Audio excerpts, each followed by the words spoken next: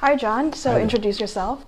I'm John Burwood, artist of Soda Pop Saw, the webcomic. It's been putting out since September of 2010, and it's my main project at the moment. So I take it that you're a full-time artist? I'm a part-time artist. I have a family and I have a full-time job, but I try to do it as much as I can. Okay. Yeah. So I guess you basically have to time manage between your full-time job and Yeah. Right now, it's not very much time for it. I try to get about a page a week completed. And when my daughter's a little older and she's going to school, I can maybe get about 3 pages. That's my goal. Yeah. So how long have you been drawing? Oh, since I was a kid, probably. Do you remember the first thing you draw? No, I can't remember. I just remember I used to play with crayons and stuff like that a lot, yeah. And what is the first piece of art or craft that you've sold? Probably a painting. I had an art show at a gallery when I finished Langara College. Okay. So what is your main inspiration for drawing? Drawing, I just love comics. I've been reading comics since I was a kid, and I've always wanted to be a cartoonist, so right now I'm just pursuing it. Is there any particular comics that you grew up on particularly that you remember? Started off with Marvel comics, and then when I was in my 20s I discovered manga, and I really fell for manga, and it's pretty much 90% of what I read these days is manga. So I see that you have a couple of things here. Some of these are going to be things that you're going to be selling at MiniComi, right? Yeah, I self-publish my own comics. I have 2 short stories for sale, and also I'm going to have the 2 issues of Soda Pop Saw will be printed by the time MiniComi happens.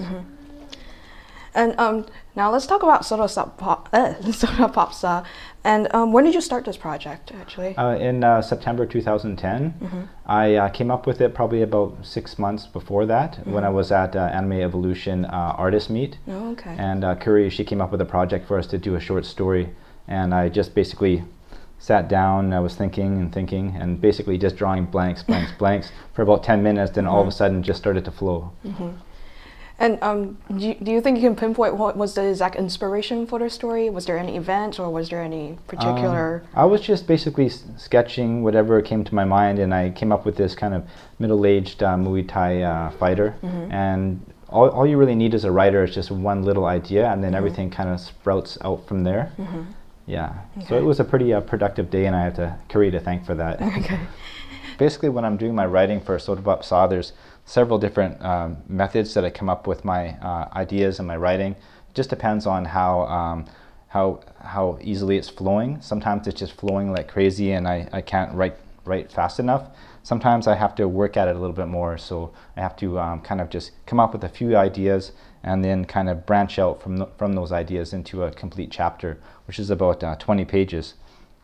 So here, this would be an example when things aren't quite flowing quite perfectly. I just have point form ideas of events I want to happen during the chapter, and I break it down to these things will take about 2 pages, this will take 1 page, this will take 1, and then it should add up to about 20 pages. Sometimes I write a little too much, sometimes not quite enough. I might have to take some things away and maybe move them on to the next chapter. And so there's a lot of changes that happen throughout the process of writing a chapter. So then basically, after I write it down, I start to thumb it out with like little thumbnail sketches. And I write down all the script here. And then once I have it all thumbed out, and basically you can't really see it too well, it's just really kind of awkward scribbles because I do it really quickly. And when I see it, I see quite a bit in here. Like I can see the background, even though it's just scribbles. So it's really just for the writer. And then basically what I do then is I start to pencil it down. I use a non-photo blue pencil, and then some of the details I go over with pencil, with a regular pencil, and then I ink it, and then it normally involves quite a bit of erasing. So here's your finished product right here, at least ink-wise. It's all inked on this manga artboard. This is the standard size they use in Japan, and I do my comics from left to right, though I don't do it from right to left. So then from here I would go over to my other computer and scan it, and then use a Manga Studio for the remainder. With the Manga Studio you can use lots and lots of layers, so that's a nice thing. You can just keep adding things on, and it's can be a really fun process. You can get a little bit too much into it and spend a little bit too much time, but yeah, it definitely does save you time in the long run. You have so many different things you can use, like tones and backgrounds. So I'll just start adding things on. This is basically my basic image before most of the tones are put on. So I'll just start clicking them one by one, and you'll be able to see. I have the shirt there. The skirt, those are just two different tones. Just basically one's a cross tone and the other one's dots. And then here you have a what's called a noise background, and I used a gradient to make it go from dark to light. And then another gradient here for the building. And then I'm just using a dot screen tone for the windows. Then I did the seats in the car, lines for his pants, and then you have your speed lines here, which actually focus lines. And then a lot of my crosshatch, I use Mango Studio, which is simply just by using a brush, and you can just draw it on. It's just like you can control the thickness of it, and it's there's several. I think there's 3 different kinds of crosshatch, so it's a handy thing to use. And then here's some speed lines, and there's so many different variety of speed lines you can use, and it really saves time. Just this really painful when you have to use a ruler and do it manually, so this is a really nice thing to have. Okay, and then this is her teeth. I just clicked there because she chews betel nuts, and some people in Southeast Asia, they chew betel nuts, and it's makes your teeth go black. So I put this little noise on here so you can see that her teeth are dark.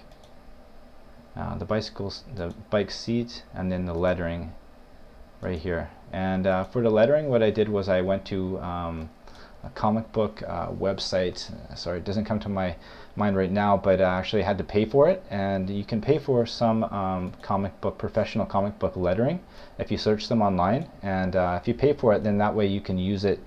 You can have it printed, published, and it's yours, and you're legally allowed to use it. So if you search out some pro comic book lettering, it's out there, and it's really useful. So basically that's the final product there. You can see all my tones, how they work together, and because they're in layers, you can delete them, you can take them away if you don't like something, and just play with it, and finally hopefully come out with something you like. So let's talk about some of your hobbies. What are your hobbies, and how do they relate to your artistic side, basically? Well, I'm really like Thailand. My wife's Thai, and I've been there 5 times. So I really like Thai art and ceramics and things like that. This is the robot building in Bangkok. This is probably my favorite building in the world. So when I was going to do the cover for chapter 3, I decided I had to put this on the cover. It's an amazing building. I mean, I just couldn't imagine a high-rise in a city that looks like a robot. So that's basically the inspiration for this high-rise. It's a robot. You can see the eyes, the antenna. You can see what these look like nuts on the side, and basically these are supposed to look like legs. So it's if you ever go to Bangkok, you should seek out the robot building, because it's really, really cool. I also like history. I like Canadian history, especially British Columbia. Yeah. Yeah, and we can see that in some of your works, such as yeah, the Spirit Bear. The Spirit Bear, which, yes. I talk about the early history of hockey in BC. BC has a really long history of professional ice hockey that a lot of people aren't aware of. So yeah. Okay, so since MiniComi is going to be a cosplaying event also, do you cosplay at any point? I've never cosplayed before. Okay. Actually, yeah, I did a little bit of Meizan Ikoku Yuzaku Godai. Okay. I just wore a bandana, that's all. But that's the closest I've ever come. Is there any cosplayers, any particular cosplay or costume you would like to see at MiniComi? No, just a variety. Because normally we see a lot of the same manga, like Naruto and stuff like that. Yeah. I like to see variety, and I also like to see some older comics, you know, from maybe the 80s and stuff like that. So that would be pretty cool. Okay. Instead of just mostly newer ones. Okay. Where do you think your art will lead you to in the future? Well, I'm not really sure right now because I don't have a lot of time to draw, but I'm hoping that Soda Pop Saw will catch on and I'll be able to get it published. Other than that, I'm doing children's storybooks, and there's also a comic strip, a project I might do in the future. I might send it off to some syndicates. So yeah, there's a lot of options.